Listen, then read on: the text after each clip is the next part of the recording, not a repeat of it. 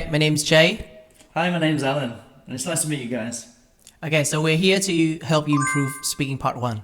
Let me introduce myself a little bit first. I'm from England, and I've been teaching in Vietnam for 8 or 9 years now. Wow, the time has flew by. Yeah, and I'm Jay. I came from Hanoi. I was born and raised there, and I'm living in Da Nang right now. Me too. What a beautiful city. Yeah, beautiful coastal city. Yeah, I wish it was my hometown. And that's what we're talking about today. We're on the topic of hometowns, and particularly how to answer that question in speaking part one. Right. So one thing that I've noticed from a lot of my students is that they tend to a little bit over dramatic, and they say something that is a little bit too much in terms of vocabulary or grammar. What do you think? Yeah, I agree. Often students try to use really high level vocabulary in speaking part one when they really don't need to. You know, the topics are always familiar topics. You know, where's your hometown? Can you describe your hometown? Students will memorize their answers. They'll memorize vocabulary, which is not natural. Sometimes it sounds like they're in a debate, right? Or they're like the president of the USA. And that's just not speaking part one. Speaking part one is about showing your fluency about familiar topics. Right. Okay. So what are some phrases that you've heard from some of your students that you think is inappropriate? Well, you know, if a student said that, what do you think about your hometown? And they say, it has a tantalizing landscape. That would be kind of weird. Yeah. And I would be able to tell that they've translated that and it doesn't translate into English correctly. Right. And, you know, the examiner will know, oh, that's memorized. Maybe they have learned the word somewhere, but in a different scenario, right? In a different context. And then they apply it into a wrong context, right? Yeah. You know, in that first part, the students really shouldn't be using vocabulary that they're not familiar with. Maybe, you know, in part three, they are being pushed to their limit there. They are being asked unfamiliar topics and they'll have to use unfamiliar vocabulary. But in part one, keep it simple to the point where you are communicating your feelings in the right way and in a natural way. Right. So instead of saying tantalizing landscape, right, they can say something like it's beautiful. Yeah, it's rather beautiful. Yeah. That's a much more natural way. Okay, so I guess that we are going to move on to some do's and don'ts in the IELTS speaking test. Okay, so let's have a look at the first one. Using overly complicated words. So something like, this park is a magnificent sanctuary of tranquility. Yeah, I think you could just say this park is rather peaceful and relaxing. Okay. Especially in the daytime. So what does it sound like? A sanctuary of tranquility. It sounds like something from a sci-fi movie, or a sci-fi book. Yeah, Okay. I think that's definitely more suited for writing that in you know, some fantasy book or something. Right. But It's something that a narrator would say, right? The second thing here is relying too much on memorized phrases. yeah, and examiners hear the same thing every time. I think you have a great example about this. Yeah, I talked to an ex-examiner a few years ago, and he told me that he always hear the same phrase every student. My hometown is Hanoi, which is the capital of Vietnam. Yeah, and then they go on and talk about the place. Yeah, and that's obviously memorized because you know, the examiner asked you, how do you feel about your hometown? And you start giving facts about its location, and then you're talking about Vietnam, and that wasn't the question. Yeah, and I think it's really obvious to everyone that Hanoi is the capital of Vietnam. Everybody knows it, and everybody says it. Yeah. I think it's just a little bit annoying for the examiner. Speaking in long, complex sentences. Yeah, I have an example here. There exists a recreational area in my vicinity that garners substantial admiration from indigenous inhabitants on weekends. Indigenous inhabitants, wow. What would you say? Well, I think they're trying to say locals. Yeah, I think so, yeah. But if I hear indigenous inhabitants, you know, I'm thinking about, you know, something from a science book. That might be a study about the ethnic minorities. Right.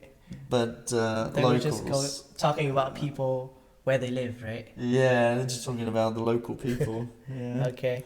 And I think, yeah, using that sort of more colloquial language, like locals, it is really quite high up on in the band descriptors. Mm-hmm. You know, using idiomatic language is saying locals. It's not saying indigenous inhabitants.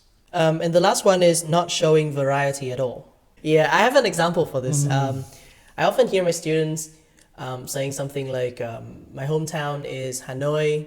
Hanoi is famous for its cuisine. I love Hanoi. Hanoi is the place that I grew up. Yeah, and the issue there is that they don't know or don't understand how to use reference words like it or that city or there, and also they don't know how to use relative clauses to cut out the number of times they're using the subject. So it's a lot more natural to say, I'm from Birmingham, I grew up there, it's a great place to live. Right, so you use something like there, right? Yeah, and then for the relative clause, Birmingham is a beautiful city which has many great bars and restaurants. Right. Instead of Birmingham is a great city, Birmingham has a lot of great restaurants. Right, okay. That relative clause, Birmingham is a great city, which takes the place of Birmingham, so it doesn't get boring for the examiner to hear Birmingham, Birmingham, Birmingham. Shall we move on to some sample answers for the audience? All right, so now I think we should go through some questions that you will probably or definitely have in your IELTS test about your hometown. Okay. So the first one, where is your hometown? Well, I was born and raised in Hanoi, but according to the Vietnamese tradition, what is shown on my identification is actually Bắc Ninh. Well, there was a song called Bắc Ninh, so I almost said Bắc Ninh, but yeah. But I haven't been there a lot, so I don't know much about Bắc Ninh. Let's just say that I was born and raised in Hanoi, and that's my hometown. So how about you, Alan? Where's your hometown? Well, my hometown is Birmingham, and it's quite big.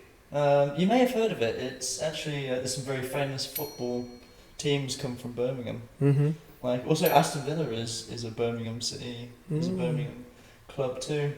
Yeah, so that's in the middle of England.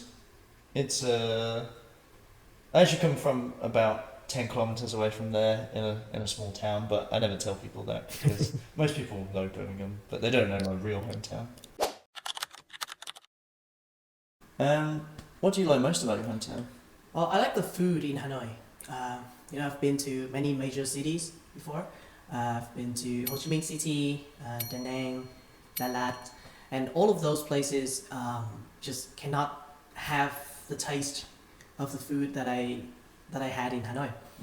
So yeah, I really missed the cuisine there. Maybe when I go back to Hanoi the next time, I'll try some of the foods that I used to eat when I was young. So Alan, what do you like about your hometown? My hometown? I really like the countryside around my hometown. Everyone, on the outer parts of Birmingham, everybody has a garden, there's lots of parks, so it's just for me it's the access to nature that I really miss and that I like the most. Okay, on to the third question.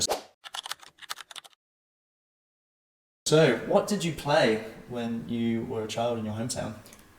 Well, I can't really remember, but if I can recall correctly, it was probably the game called Bịt mắt bắt dê. It was a game where you have to be blindfolded, and then you have to catch other people in order to win. So yeah, it was fun. I played it with a couple of kids in my neighborhood. Yeah. Well, so Alan, what did you play in your hometown when you were a child? When I was a child, I was really into skateboarding. So I used to go to the skate park all the time, and I used to get hurt a lot, and so I gave that up pretty quick, actually. Okay. So we're on to the fourth and final question here, and it is, if you could, what would you change about your hometown? Oof, I think it's a difficult one. Alright, so if I were a governor in my hometown, I would definitely change the public transport system. The reason is really simple. As you go out on the street, there can be a lot of traffic jams, especially during rush hour.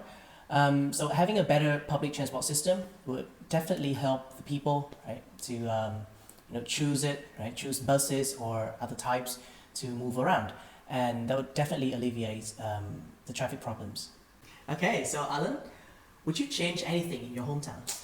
Good question. Yeah, there's probably a lot I would change. One of the first things that I thought of there was Birmingham is quite grey.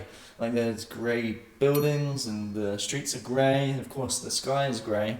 Can't do much about that, I guess. But yeah, if I had the power and the resources, I would commission artists to paint some murals and do more artwork around the city. That would really liven it up and make it a lot more vibrant.